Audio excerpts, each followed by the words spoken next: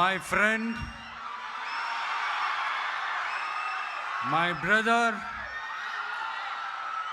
comrade in arms, founder, Jan Suraj Party, திரு பிரசாந்த் கிஷோர் அவர்கள் இன்னைக்கு நம்மளுடைய இந்த தமிழக வெற்றி கழகத்தினுடைய 2ஆம் ஆண்டு துவக்க விழாவிற்கு சிறப்பு விருந்தினராக கலந்துக்கிட்டு பேசியது மிக்க மிக்க மகிழ்ச்சி. அவருக்கு என்னுடைய மனமார்ந்த நன்றியை தெரிவிச்சுக்கிறேன். We are an emerging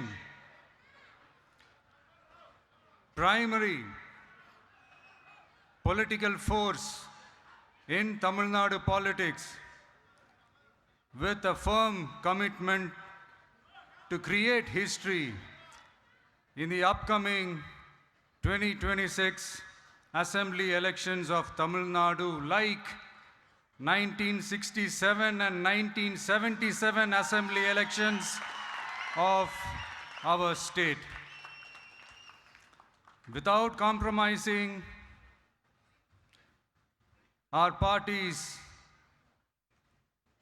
ideological principles at any cost, I am here to collaborate and work with you towards upholding the secular and democratic ideals in TN and beyond. என் நெஞ்சில் குடியிருக்கும்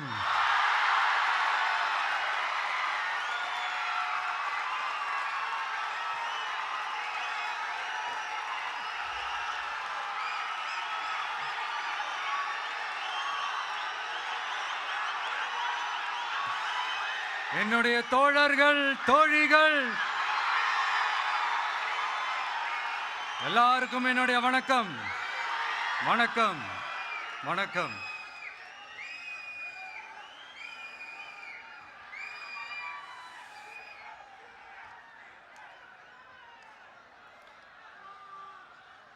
இந்த அரசியல்னால வேற லெவல் தான்ல.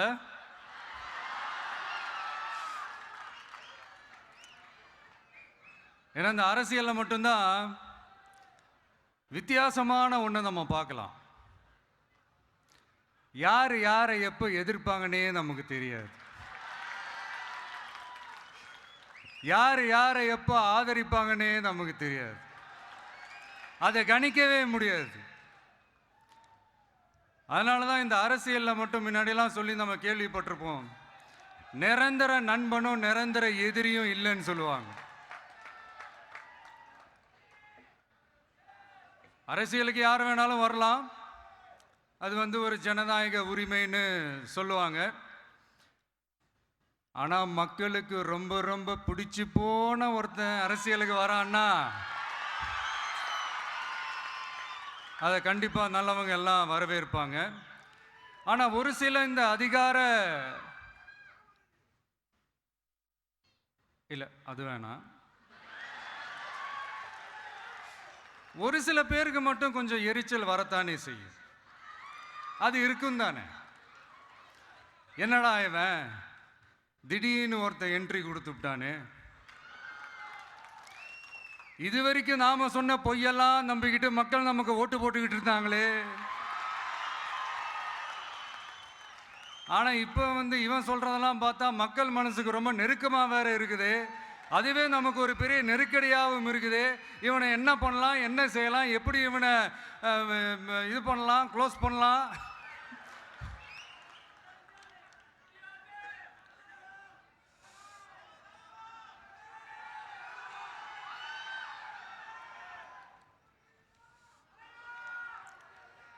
எப்படி இவனை க்ளோஸ் பண்ணலாம், ஒரு confusion ஒன்று வரும்.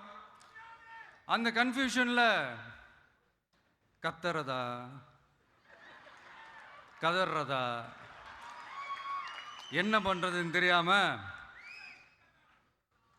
வர்றவன் போகிறவன்லாம் கட்சி ஆரம்பிக்கிறான்னு சொல்லி இப்படி ஏதாவது பேச ஆரம்பிப்பாங்க. இப்போ நம்ம ஆட்சியில் இருக்கிறவங்க நமக்கு எதிராக பேசுறாங்க இல்லையா, அந்த மாதிரி. இப்படிப்பட்ட ஒரு அரசியல் காலத்தில் கொஞ்சம் கூட ஒரு பயம் இல்லாமல், ஒரு பதட்டம் இல்லாமல், வர்ற எதிர்ப்புகள் எல்லாத்தையும் சும்மா லெஃப்ட் ஹேண்டில் டீல் பண்ணிக்கிட்டு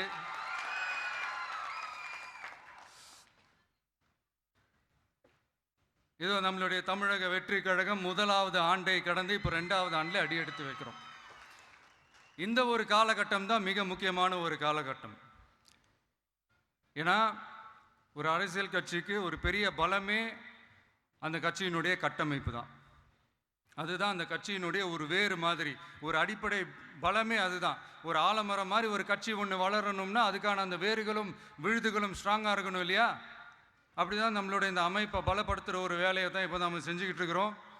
தமிழ்நாடு முழுக்க மாவட்ட நிர்வாகிகள் எல்லாரையும் தேர்ந்தெடுத்து அறிவிச்சிட்ருக்கிறோம். இந்த நேரத்தில் நம்ம மேலே ஒரு கம்ப்ளைண்ட், அது என்னன்னா, அதுதான் எனக்கும் புரியல. நம்மளுடைய மாவட்ட நிர்வாகிகள் எல்லாருமே வெறும் இளைஞர்களாகவே இருக்கிறாங்களாம். ஏன் இருந்தா என்ன?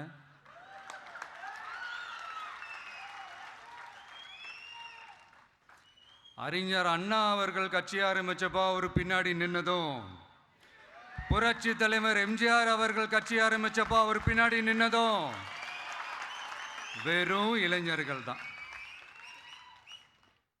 அந்த இளைஞர்களால தான் 1967லையும் 1977லையும் அந்த 2 தேர்தலையுமே ஒரு மிகப்பெரிய ஒரு வெற்றி கிடைச்சது. வரலாறு, அதுதான் வரலாறு. இப்போ அதே மாதிரி நம்ம மேலே இன்னொரு கம்ப்ளைண்ட், அது என்னன்னா, நம்மளுடைய கட்சி நிர்வாகிகள் எல்லாருமே சாதாரண குடும்பத்திலிருந்து வந்தவங்களாம்.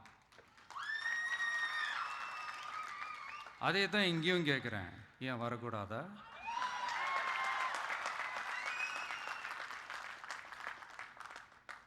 சாதாரண குடும்பத்திலிருந்து வந்தவங்க தான் பெருசு பெருசாக சாதிச்சிருக்கிறாங்க.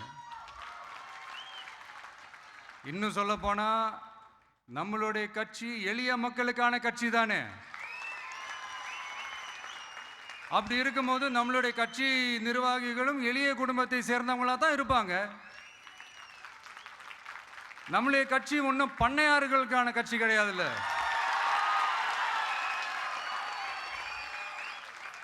முன்னாடிலாம் அந்த காலத்தில் பண்ணையாருங்க தான் பதவியில் இருப்பாங்க. இப்போ கொஞ்சம் உள்டா மாறிடுச்சு, பதவியில் இருக்கிறவங்களாம் பண்ணையாரா மாறிடுறாங்க.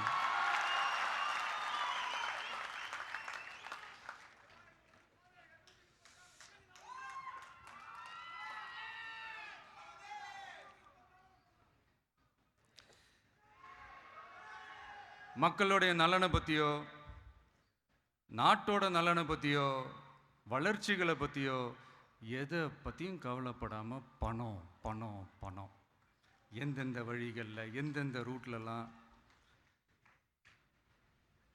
இப்படிப்பட்ட இந்த மைண்ட் செட் உள்ள இந்த பண்ணையார்களை அரசியலை விட்டே அகற்றுவது தான் நம்மளுடைய முதல் வேலை.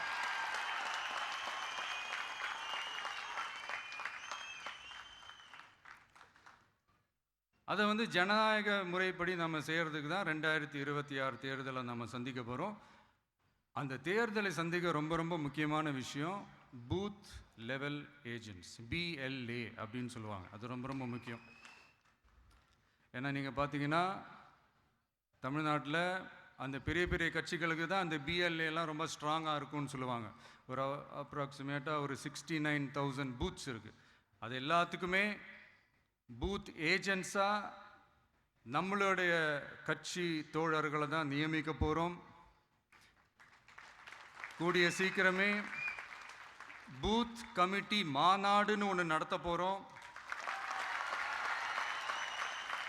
அன்னைக்கு தெரியும் தமிழக வெற்றி கழகம் எந்த ஒரு பெரிய கட்சிக்கும் கொஞ்சம் கூட சளைச்சதில்லைன்னு. அன்னைக்கு தெரியும் தமிழக வெற்றி கழகம் தமிழ்நாட்டில் முதல் சக்தியா, முதன்மை சக்தியா, பவர்ஃபுல்லாக இருக்குதுன்னு அன்னைக்கு ப்ரூவ் ஆகும். இப்போ புதுசாக ஒரு பிரச்சனை ஒன்று கிளப்பி விட்டுட்டு இருக்கிறாங்க, மும்மொழி கொள்கை.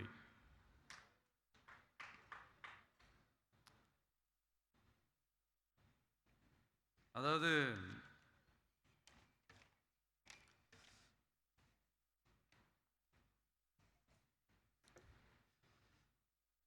இதை இங்க செயல்படுத்தலைன்னா இந்த கல்விக்கான நிதியை நம்மளுடைய மாநில அரசுக்கு கொடுக்க மாட்டாங்களாம். இந்த எல்கேஜி யூகேஜி பசங்க சண்டை போட்டுப்பாங்க தெரியுமா, அந்த மாதிரி கொடுக்க வேண்டியது அவங்களோட கடமை, இங்க இவங்க வாங்க வேண்டியது இவங்களுடைய உரிமை. ஆனா இவங்க ரெண்டு பேரும் இங்க எவ்வளவு சீரியஸா ஒரு பிரச்சனை ஓடிட்டு இருக்கு. இவங்க ரெண்டு பேரும் அதாங்க நம்ம பாசிசமும் நம்ம பாயாசமும், அதான் நம்ம அரசியல் இனிமையும் கொள்கை இனிமையும். ரெண்டு பேரும் என்ன பண்றாங்கன்னா, ரெண்டு பேரும் பேசி வச்சுக்கிட்டு இந்த செட்டிங்லாம் பண்ணி வச்சுக்கிட்டு மாற்றி மாற்றி சோஷியல் மீடியாவில் ஹேஷ்டாக் போட்டு விளையாட்டுருக்குறாங்க.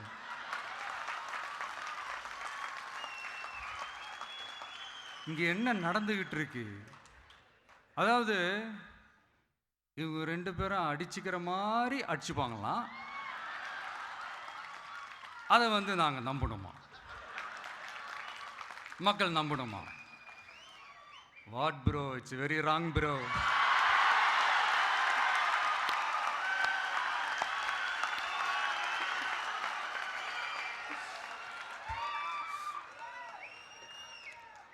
இதுக்கு நடுவில் நம்ம பசங்க உள்ள பூந்து அங்க ஒரு சம்பவம் ஒன்று பண்ணிட்டு டக்குன்னு வெளியே வந்துடுறது.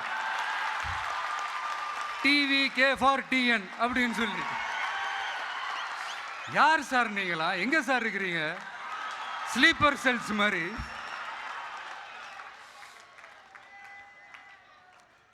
அதனால இதெல்லாம் மக்களுக்கு நாம சொல்லி புரிய வைக்க வேண்டிய அவசியமே கிடையாது. அவங்களுக்கே தெரியுதெல்லாம் எவ்வளவு பெரிய ஒரு ஏமாத்து வேலைன்னு. நம்ம ஊர் சுயமரியாதை ஊர். நாம் எல்லாரையும் மதிப்போம், ஆனால் சுயமரியாதையை மட்டும் யாருக்காகவும் எதுக்காகவும் விட்டு கொடுக்க மாட்டோம். நாம் எல்லா மொழிகளையும் மதிப்போம், அதில் மாற்றுக்கிறதே கிடையாது. தனிப்பட்ட முறையில் யார் வேணாலும் எந்த ஸ்கூலில் வேணாலும் படிக்கலாங்க. உனக்கு எந்த மொழி வேணுமோ, எப்போ கற்றுக்கணுமோ, உனக்கு எப்போ தோணுதோ கற்றுக்கலாம். அதெல்லாம் அவங்கவுங்களுடைய தனிப்பட்ட ஒரு உரிமை.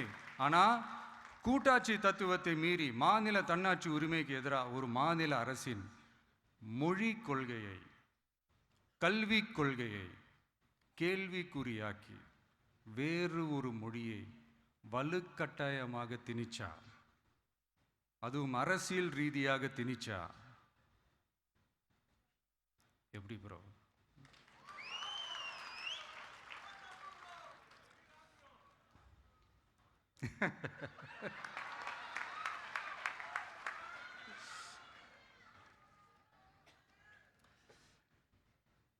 அதனால நம்மளுடைய தமிழக வெற்றி கழகம் சார்பாக நாமளும் இந்த பொய் பிரச்சாரங்களை எல்லாம் புறம் தள்ளிவிட்டு இதை நாங்கள் உறுதியாக எதிர்ப்போம்.